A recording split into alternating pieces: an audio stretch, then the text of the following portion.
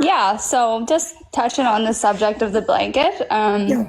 I've kept pretty quiet. I have a son of my own, right? Lily and Jack are my niece and nephew. But yeah, the subject of the blanket, it was found on a tree branch on Lansdowne Station Road in the evening of day one. It was used, or the other part of the blanket was used for a window or a door at the home, and it was thrown out. And this one just ended up on a tree, I guess. But yeah. I understand one of you took a photograph of the blanket and took it back to Malehya for identification? Yes, Hayden and I did, yeah. So you called the police who went and, I guess, collected it? No, the police were already down searching that area, but it was in such an open spot that cops were already down there and it wasn't seen earlier on. So it's just all a little mysterious, you know? So was search and rescue in that area? I don't believe on day one, right down there right away. So I was there from the get-go of when everything started. But yeah, so I don't know how it was missed because it was right on like the start of like a logging road or ATV trail right by the main Lansdowne Station Road, the dirt road. But yeah. And the other half, right, was found in the garbage. I believe so. I wasn't back at the house for that to know that, but that's what I'm hearing. Yeah, that's what Logan said. And yeah, so.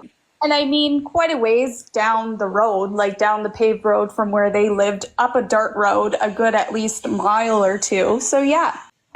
Things are, well, you know, everything's touch and go. The subject is very touchy for family. Malehya's trying to live somewhat of a normal life. She shouldn't be expected to sit in the house and be miserable. She can have a life too, right? We don't know what happened. I only know from what I was told. I obviously wasn't there when the kids went missing, but she deserves to not be ridiculed as well, right? So yeah. I'm not sticking up for anybody in the situation. I know as much as everybody else about what had happened with the children, right? So, well, yeah, it's to the point where it's 2 months too long as family. Like, we're hurting over this. Like, it's a lot. And I mean, there's been a lot of things going around that's very much misinformation. Like, people are just wild in the Facebook groups. I'm in them, but I stay quiet because I have a son at home that I still need to keep life normal for him, right? But people are starting to figure out who I am, how I'm connected. So I figured, you know, I would give my peace of mind and what I know because people are starting to message and ask. But, you know, I do just want to touch on a subject though. The family altercation that happened in the driveway. I was there for that. So there's a big piece that Logan has left out and I'm ready to share that because we all know and have not said anything, but it's a very crucial point that they seem to be skipping over. So this was just before the briefing, if I can remember quite right here. We were all in the house and Dan was in the bathroom. And when I say we, I'm talking about my sister-in-law, her sister, Malehya's mother, my partner, and we were all in the kitchen and we heard like things rustling around in the bathroom. We're like, what the hell? So my stepmom went and knocked on the door and was like, damn, what's going on? Are you all right? Anyway, my sister-in-law went in and said she needs to use the bathroom. So he came out and he's kind of like hovering. So Cheryl said I was her sister-in-law. It's like confusing. But Shelby's with my brother. She's my sister-in-law, and Cheryl is Shelby's sister. So yeah, so like he was wrestling some things around in the bathroom, and we went in to kind of investigate after him. And there was drugs. Drugs was involved, and that's what fueled the family altercation in the driveway. And I'll be the one to say that because I got so freaking mad after this was found out because then I said to him, I said, that's exactly why you're acting the way you are, running around like a madman, acting like you're doing everything and everybody's just sitting back, like relaxing. Like nobody was, but nobody was running around like a chicken with their head cut off because we weren't on drugs. Do you know what I mean? But that's what the altercation was because I was like, I confronted his family. It was actually me. And I said, what the hell, guys? Like, what's going on here? Like, why is that involved? My sister broke down and she admitted that he's been on it for 2 years.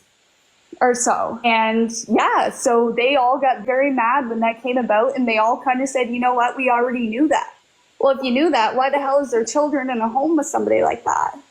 Like, why aren't you protecting the kids that way? Like, do you know what I mean? So that was the big piece that Logan and whoever else, this Darren guy that is related to Malehya's side, I mean, he's just spewing a bunch of stuff that's not 100%.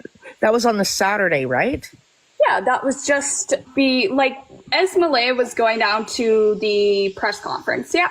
So Malehya broke at the end of the driveway. She was crying, and I was like, what's going on? And she wouldn't talk. And I looked at her and I said, now's the time to talk. Like, get fucking talking. Like, what's going on? Yeah. And she broke down, and that's what it came about, that he was doing that. So that fueled the family fight that there was. And I mean, yes, Janie or whatever her name was, did go at Cheryl. Logan was trying to fight everybody in the driveway. They kicked us off the property because we found out something that nobody was supposed to find out, right? Yeah, just before Malehya had left. Malehya planned the baby was going to go with Logan. There was a lot of give me the baby, I'm taking the baby, and then you can come too. And it was kind of Malehya, I spoke to her and I was like, why don't you go with your mom? She wasn't made to go with her mom.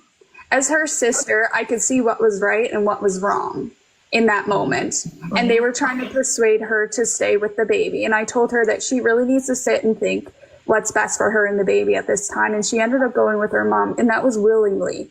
It was nobody talking her in to go. I'm just like, you have a home. You'll be treated right. There will be food. There will be love. You know what I mean? I do gotta jump off. I have some things to do, but I'll catch you later if that's okay. For the maternal aunts of the kids, the last 6 months have been difficult, especially with speculation and accusations online about the family. Absolutely miserable. It's a nightmare that I wish we could just wake up from, and, I wouldn't wish this on anybody. 2 stars that rose before the dawn, whose laughter still the breeze rests on. 2 tiny footprints in the dew, forever soft, forever true.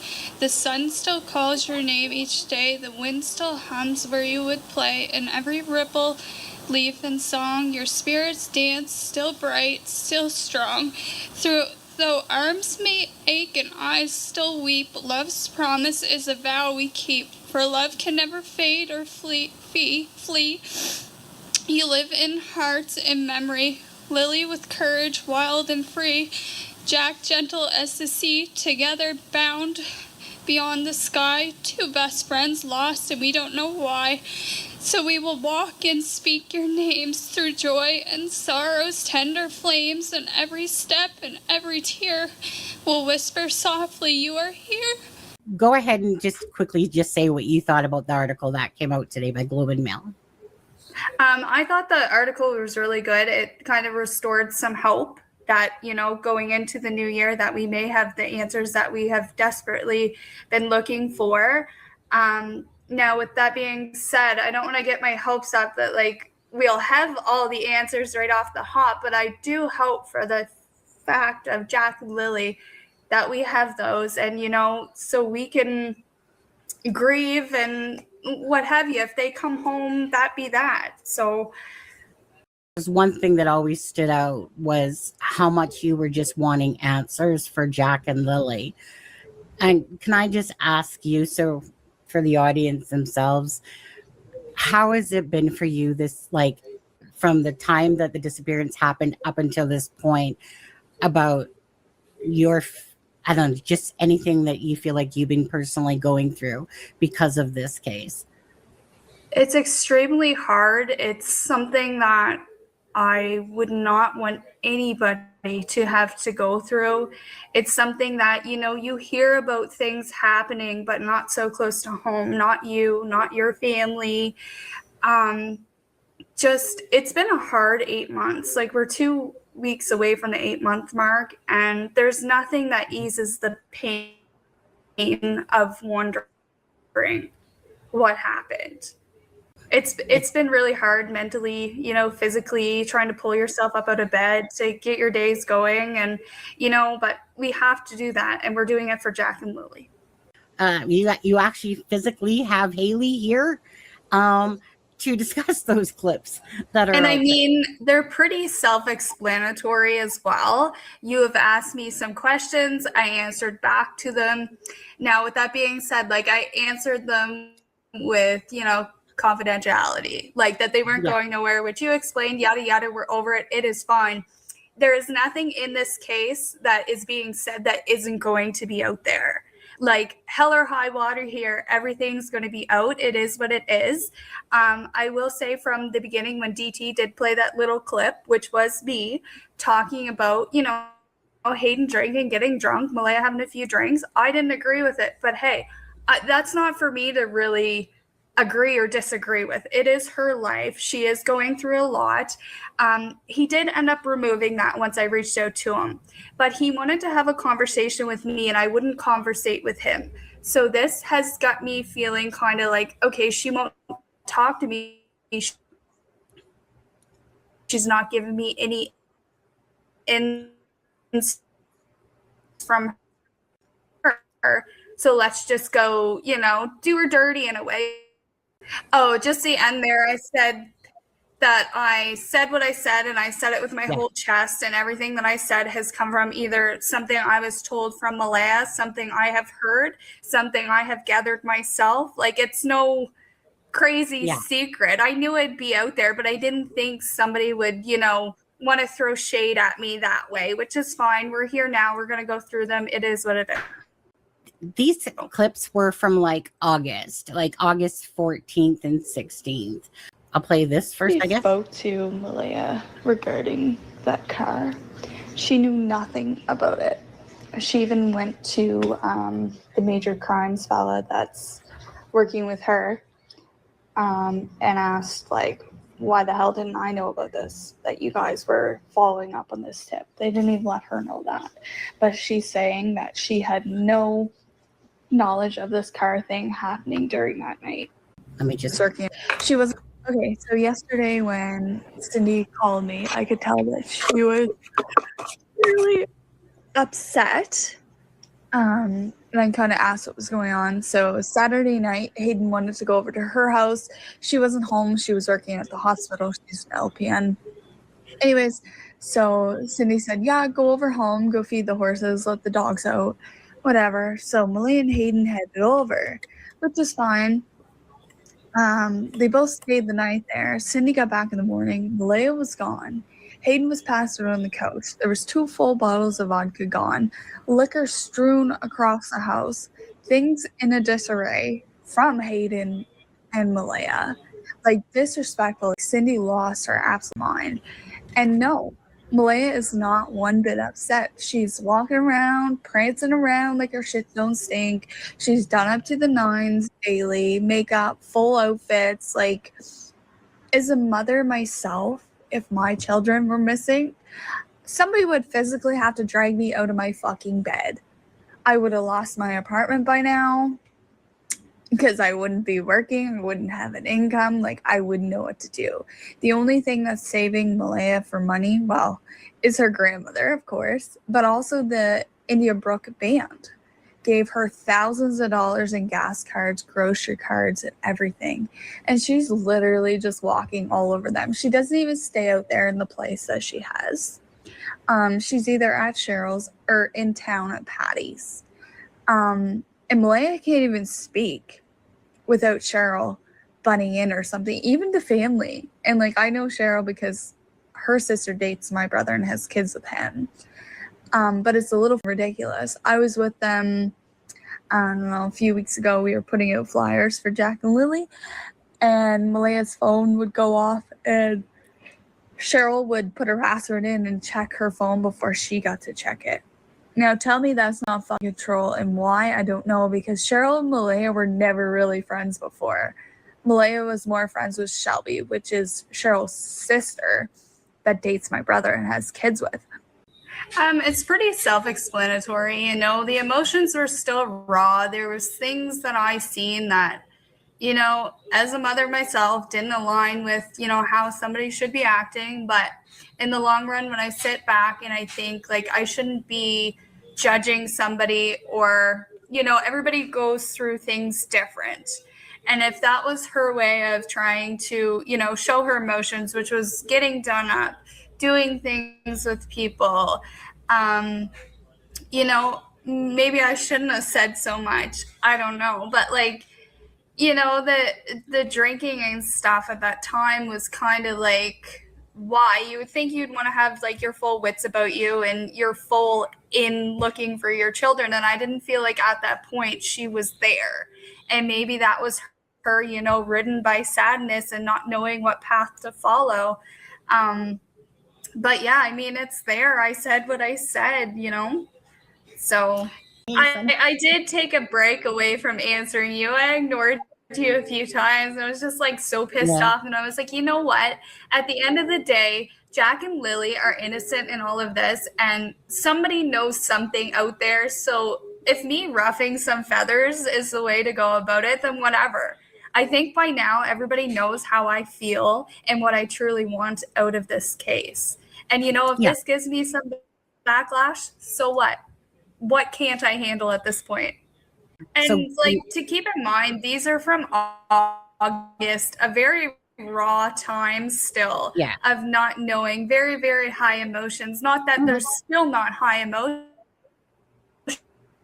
It's cope with what was happening in amongst my life and with. Okay, am I back there now? The computer's like lagging a bit. Yeah, I can hear everything now. The screen's back. Yeah. Is this Starwood O'Grady or Darren, whatever his name is, all the time, and she believes him. So Hayden's name must be under my name and Patty's phone. So I get a phone call one day from this number that's not saved in my phone, and all I heard on the other end was, "Hayden, get your ass back here." And I'm like, "This ain't Hayden." I'm like, "This is Hayley." She's like, "No, I called Hayden. This is Patty." I'm like, "Well, you called Hayley Patty. Like, she's old and like senile and she's drunk herself." But I was like, "No, you called Hayley." And she's like, all she said was, "Where are the kids? We know you have them." I was like, "What are you talking about?" She's like, "Darwood's right," or something. Like, she's delusional. The whole family, like, nobody's getting along right now. Malehya and Hayden are siding with Patty. Cindy had to like cut them off fully because they're being nasty to her. And yeah. You know, I could have worded things a little nicer for Patty. She does have an issue with alcohol. I grew up with an alcoholic father. I have no tolerance for it. I call it as it is. And maybe that's part of my issue here. I don't know. But yeah, like Darren Gaddis or whatever his name was conversating with Patty a lot. And she was kind of, you know, she's older and was sick and she just kind of sided with him. And then there was a point there that Malehya and Hayden kind of got, you know, Cindy has rules. Cindy's a good mom. Cindy's a good person and she has rules. And sometimes those rules weren't being followed. So it was easier to, you know, sway to Patty and get what they needed or stay where they needed to stay, right? So that's part of where that came from. Again, this is how I was feeling at that point. And keep in mind, Darren Geddes or whatever was, you know, threatening me if I kept talking and stuff. So yeah. So remember Daniel was too in the chat, in that private chat. Remember that? When Daniel's basically like telling you to shut your mouth and you're like, LOL, basically. Like, really? Like, if you stop talking, well, I do recall that, but it's like everybody else can talk, so why can't I? Yeah. It's like how I felt, like I don't know. So well, just to confirm, so you don't have the children stashed away somewhere, do you? I absolutely do not, but at this point I wish that was the case. I wish I had some answers. You know, I wish Jack and Lily were home and things were normal, because they're not normal and it's very hard to continue to keep going with nothing. Absolutely. And you don't believe that they're on the reserve anywhere hidden by the First Nations, all right? Absolutely not. Like, that from the get-go was just, you know, left ballpark for me. Like, where does something like that even come from? That's never been the case. Although, you know, people were hopeful that was, but that's never been. I did that one, this one. So I think this is the next part. There is a comment here from Mew Brunswick. From who? Okay. 6. I She believe- said at this point, almost 8 months later, Malehya has no knowledge of what happened, and she's fighting for answers just like the rest of us. Yeah, they asked at this point, almost 8 months later. Yeah. Okay, so about the dog part, I thought Janie's dog was like a beige brown. That dog that she brought out of the camper in the CTV video was black and white, wasn't it? I'm almost certain her dog was beige. So that dog that she brought out of the camper the day for her CTV news interview was not her dog. So that's the weird part that I've been thinking the whole time. So the dog that I recall seeing the day of the search was beige. Now, the one in the CTV clip or whatever it was that she did, that did not look like the same dog. For one, the dog she had didn't like Jack and Lily, and Jack and Lily didn't really bother with that said dog. But yet, when she was searching for Jack and Lily, Janie took the dog into the woods. But like, if the dog didn't like the kids and the kids didn't like the dog, why would you even want to do that? Let's see. Swing down there tomorrow or not. I have 4 Airbnbs checking out between today and then I have another 4-bed turnover tomorrow. So I don't know if I'm going to have the time to get down. If I recall correctly, she said it was 4 a.m. I confused myself there after all this came out that Daniel was up till 12 a.m. His own words is what he said. So I probably confused that. I'm almost certain Malehya said it was like 4 a.m. or so in the morning. She caught him doing that in the bathroom. She walked back down, went to bed. Cindy asked her, well, why didn't you peek in the kids' rooms and check on them? She said it was dark. I didn't bother. Just went back to bed. So that's how that went. Okay. So this one I would like to try to clarify, if you don't mind.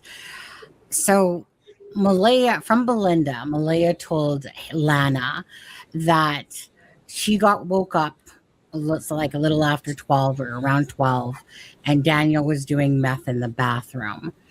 And so, and I know originally kind of when we talked, it was around the same thing, but then you said 4 a.m. So I just kind of wanted to clarify that, because I know that not everything, like, you're just trying to remember, but not that it's as clear as mud, like that it's 100% ingrained that it was 4 a.m. per se. It was just, I think, your recollection. Do you still believe it was 4 a.m. that was said, or do you think it was more after the 12 mark? What I was told, when I was told this, the time that was told to me was around 4 a.m. So, Okay. and this is a statement that Malehya has also told somebody, and then she's like, no, I didn't say that. But it came from a really reliable person that she firsthand told it to, and that person told me. Just to ask you personally, just from the information you've heard and I've heard, do you believe that Daniel was doing meth that night? From what I was told from Malehya at the end of the driveway there, when she broke down and started talking about that, then yeah, the dots all connected. And with the bathroom scenario there, yeah, I strongly believe that. Was going on. Daniel was driving Malehya's white Nissan Pathfinder. I believe hers is like a 2016, 2017. So it looks a lot different than the brand new ones, of course. But that's all I seen him drive. And then Malehya did confirm that there was a guy that came there the day of the search that was apparently searching with Daniel at some point too. And that said person, I'd have to find his name again, but Malehya did say that was the guy he was getting dope off of. Now, I don't want that to go anywhere. I will grab the guy's name for you. I have it back in messages between somebody, maybe even Malehya, I forget. But she did confirm that one of the guys that was searching with Daniel was a dealer that he was getting stuff from. So that was just the next one was about you talking about, about the drug dealer, for Daniel, which we know his name in the documents, Chance Lays, blah, blah, blah. It's been out there for a while. Other people have already brought it up. So Cody, Malehya, Daniel, Janie, Wade, Cindy, and Patty. Those are the 7 people that were polygraphed, correct? That's what I narrowed it down to as well. Like, I was close with Malehya, but there was that 2-year gap that I didn't see her or the kids because Daniel made her cut everybody off. So, like, yes, Lily and Jack are missing. Like, I don't know what to say when I speak to a news reporter because I do want to speak to Lindsay, but, like, I don't know what to say. Like, I cry about it all the time. Like, do I say that stuff? Do I say, like, I'm disappointed with, like, how things are going? But if I can remember correctly, I'm pretty sure he was driving a dark colored vehicle, black, the guy that was searching with Daniel, and it was louder. I can't say for sure that it was standard, but I drive a 6-speed myself. So I know what a standard is. Yeah. So I'll go grab his picture right quick, send you that so you can see what this creepy mother looks like.